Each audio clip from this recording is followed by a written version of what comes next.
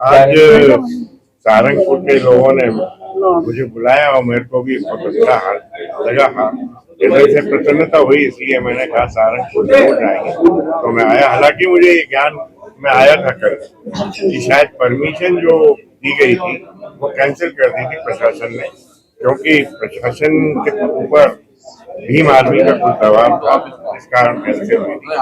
लेकिन मैंने कहा कि सौहार्दपूर्ण वातावरण में हम लोग शांति प्रिय हैं, हम लोग मिलने जुलने एक दूसरे से आ सकते हैं। तो मैं इसलिए जान पूछ के आया कि मिलना आवश्यक है, भले ही एक बार मीटिंग और प्रोग्राम ना हो, लेकिन मैं मिलूंगा जरूर, इसी शर्त और इसी संकल्प के साथ में। तो सर जैसे आप यहाँ क्या क्या कठिनाइयों का सामना करना पड़ा, क्या कठिनाई है? ऐसा तो कुछ नहीं है, लोग बस ये प्रोग्राम कैंसिल हो गया, हम लोगों की जो शांतिपूर्ण मीटिंग होनी थी वो भी कैंसिल कर दी गई।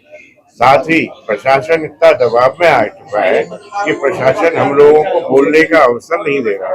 प्रशासन हमारे संवैधानिक अधिकारों की रक्षा नहीं कर पा रहा, बल्कि उल्टा हो रहा है कि प्रशासन भीम सेना वाले जो कुछ ही लोग हैं, वो चंद लोग, उनके दबाव में आके हम सवर्ण और सनातनी जो है सब सनातनियों का अपमान कर रहा है और उनके विरुद्ध जो संवैधानिक कानून लाए गए हैं उनका लिए आंदोलन भी कर रहे हैं। जबकि हम अपनी जो आवाज है, हमारा जो आंदोलन है, शांतिपूर्ण तरीके से सिर्फ यूजीसी के लिए, आरक्षण के लिए, SC/ST एट्रोसिटीज एक्ट के लिए, इन सब बातों के लिए है। उस आंदोलन में हमने कहीं भी आज तक कोई इस तरह का आंदोलन नहीं किया जिससे कि शांति भंग हो या अशांति उत्पन्न हो, कोई मारपीट हो, कोई गाली गलौज हो, इस तरह का हम लोग कभी नहीं करते। हम लोग सनातनी है, सवर्ण है, सभी लोग समझदार हैं, बुद्धिमत्ता से काम।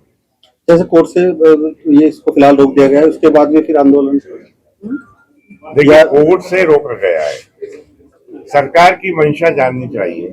सरकार की मंशा है कि किसी भी तरह से, पहले उन्होंने 2 विभाजन किए कि साहब हिंदू को मुस्लिम से लड़ा दिया, अब उनने और विभाजन कर दिया हिंदुओं के बीच कि अब आप आपस में लड़ना सीख जाओ। सबसे बड़ी बात ये थी कि इस यूजीसी कानून की आवश्यकता कहाँ थी और किस कारण से ये लाया गया।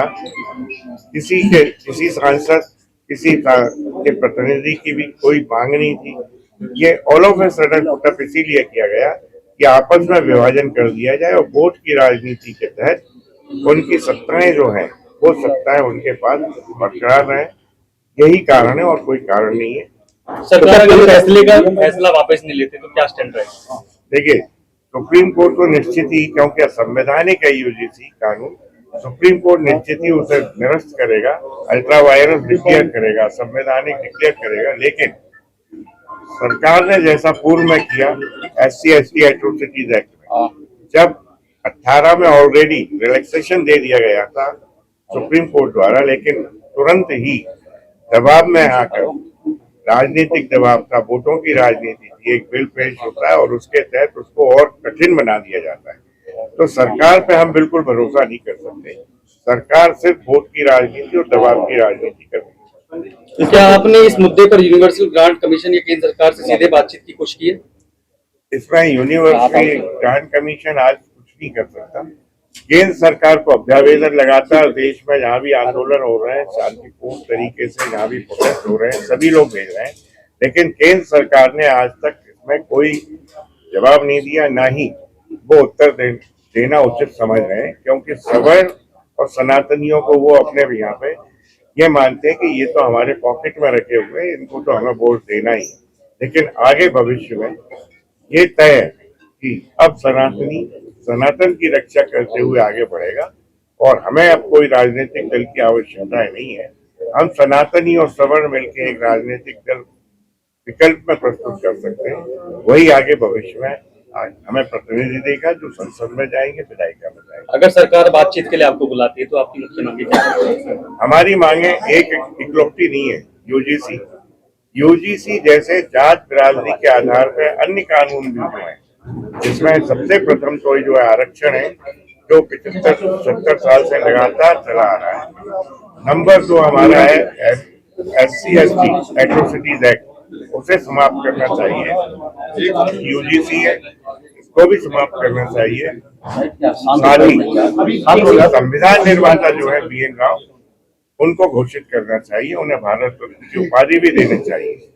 एक और विषय जो आता है कि आज सनातन का पतन हो रहा है, क्योंकि हमारे जो प्रजातंत्र जैसा दिखाई नहीं देता, ना लोकतंत्र दिखाई दे रहा, अभी तो दिखाई सिर्फ ये दे रहा है कि डिक्टेटरशिप चल रही है देश में।